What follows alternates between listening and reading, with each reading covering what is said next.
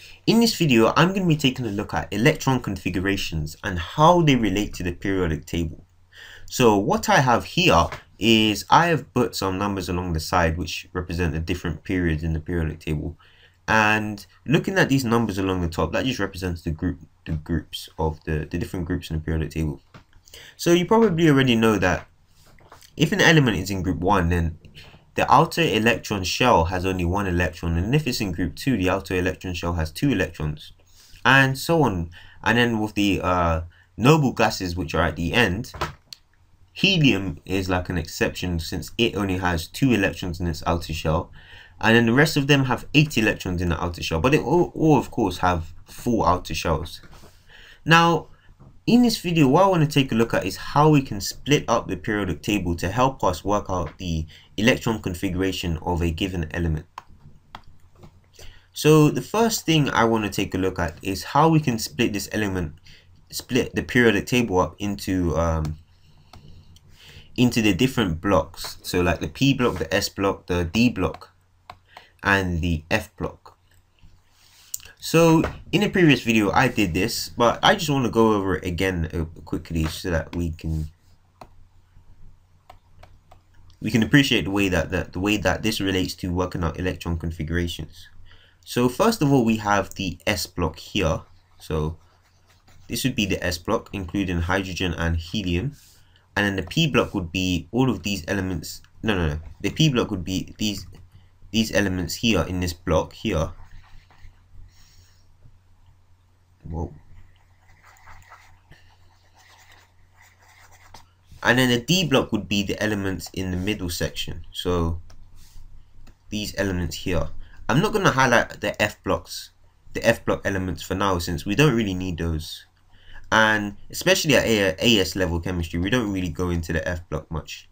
So I'm just going to focus on the P block, the S block, and the D block. Now, looking at the periodic table, right? The elements which are S block elements basically mean that its outer electron configuration consists of either S1 or S2, since these are the only two possibilities. So for the S block elements, we have S1 or S2. Now with the P block elements over here, the electron configurations we have, since the S block fills before the P block, we're going to have either S2 P1 or S2 P2, P3, P4, P5, or all the way up to P6. So that can go from S2 P1 all the way to S2 P6. And these are the possible combinations, or in terms of the outer electron shells of all of these elements in the P block. And in the D block, all we basically what we can appreciate from the D block is that the D block involves the filling of a D subshell. D subshell. Sorry, my pen seems to be, yeah, my pen was acting strange. Anyway, so this would be the D subshell where this D subshell is being filled. So all of these elements in the D block, and we can actually split the periodic table up to represent the different energy levels that correspond to this.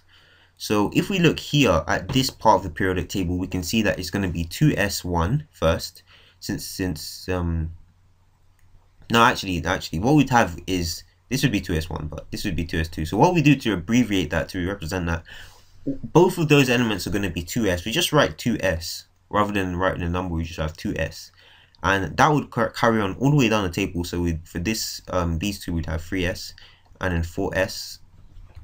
I don't know, I was thinking 4 and I wrote, yeah, 4. Anyway, yeah. So 5s and 6s and 7s. And this up here would be 1s, since we got 1s2 and 1s1. And for the D block here, the D block only starts getting filled at the third energy level, so the third shell. And so the first row is going to be the 3D block. So we're going to have 3D here, 3D, 4D, 5D, and 6D. And so all of these elements along here are going to be from 3D to 3D 3D1 to 3D10, and this would carry on all the way along the periodic table. There's some tricky rules with the D block elements, but we don't need to go into that for this video. And so I won't go into the F block, but if we take a look now at the P block elements, which are at the end over here, the first P block subshell, the first P subshell is going to be filled at the second energy level. So this is going to be 2P. And following on from the 2P, we're going to have 3P and 4P and 5P and 6P. So this is how these would have filling. So for this would be like, you know, 2S2, 2P1, 2P2, 2P3, 4, 5, 6. And conveniently we have 6 elements here, which corresponds to the fact that P goes up to 6. So anyway, using this information, we can actually work out the electron configurations of different elements. So if we were to try and work out the electron configuration of sodium, for example, we could see that, okay, we've got 3S here, and we've got 1 electron in the outermost shell. So it's going to have the final part of it is going to be 3S1. And so from that point, we can just work our way backwards and make all of the subshells before that full. So that's going to be 1S2, 2S2, and then 2P6, and then it would be the 3S1. So that would be the electron configuration of sodium. And if you remember from before, we can actually represent this in a simplified form using this neon over here.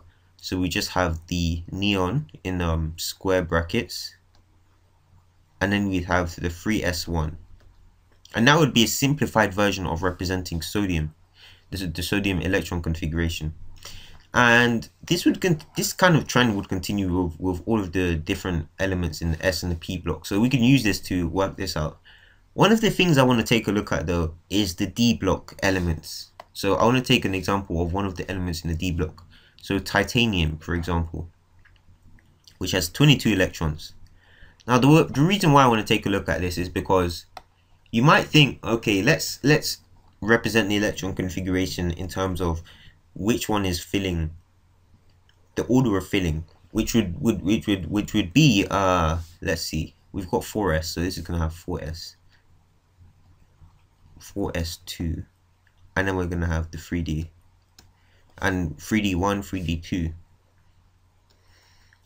So that would be, carrying on from that, we'd have 3P6, 3S2, 2P6, 2S2, and 1S squared.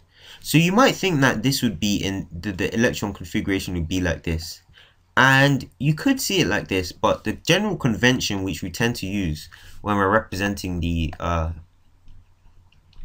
electron configuration of one of the elements which involves the D block, or this D orbital from the third energy level, or any of the energy levels in a D block, is we tend to represent the numbers first, in the order of the numbers. So what I mean by that is we'd have the 1s, then the 2s, then the 3s, then the 4s. So we'd have all of these different numbers in line with each other. So we won't go 1 and then 2 and back to 1. So what we do for the 4S is, rather than representing it like this, we basically switch the places between these two. Even though 4S tends to fill before the 3D, we're still gonna have the 4S after the 3D in this list, in this electron configuration list.